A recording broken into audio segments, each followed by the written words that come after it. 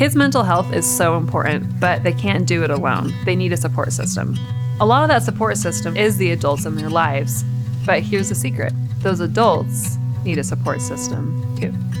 I often feel inadequate and just stress myself out trying to help them because I know they need help, but I don't fully know how to give them that help. The word that comes to mind is burnout. I mean, I taught through COVID, and that was really difficult. Sometimes my impulse is not to connect or reach out. It's to kind of like double down and just push forward. But we need an emotional support system just like our children do. We need to remember that we don't have to do it alone. We need to look out for each other. We need to hold each other up. We need to be teammates. I could not do this job if it wasn't for my team. If I'm there for them, they're going to be more willing to be there for me. It's like mutually beneficial. It takes everybody working together, pinch hitting, passing the ball. There's times where I feel strong and my team needs me to carry an extra burden for them, or vice versa. The thing is, this is actually really comforting because it doesn't rely on any one person. Even if you're the parent, you're not alone in this. You have everybody working together, showing up for each other, playing on the same team. The things that I do to be a good teammate is really validating the things that they're going through. Most people aren't wanting an answer. They want someone to listen. I don't need to fix this yet. I just need to be here for them. And if they ask for a solution, then we can come up with one together.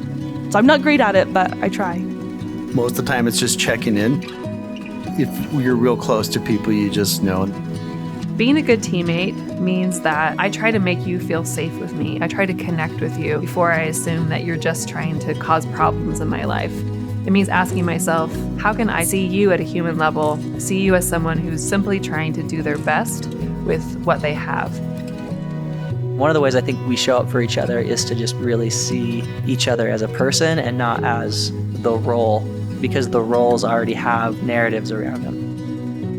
What starts to get exhausting is when we start to see everyone around us as simply an obstacle. They're just another thing in our way. They're just another to-do list. But when we orient ourselves so that we think about the other person as someone who has needs and wants, when we orient ourselves towards helping them feel safe and connected, that actually is energizing. When you're vulnerable with someone and you allow yourself to show that to somebody, it creates an amazing bond. It just is that unity. The trust that is gained is irreplaceable. I mean, it's just an energy. It's an amazing energy. It feels good to have teammates. It feels good to be connected. Just part of something bigger than yourself.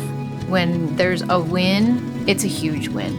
And when there's a loss, you've got each other. And actually, the biggest predictor of a long and happy life is being well connected to other people.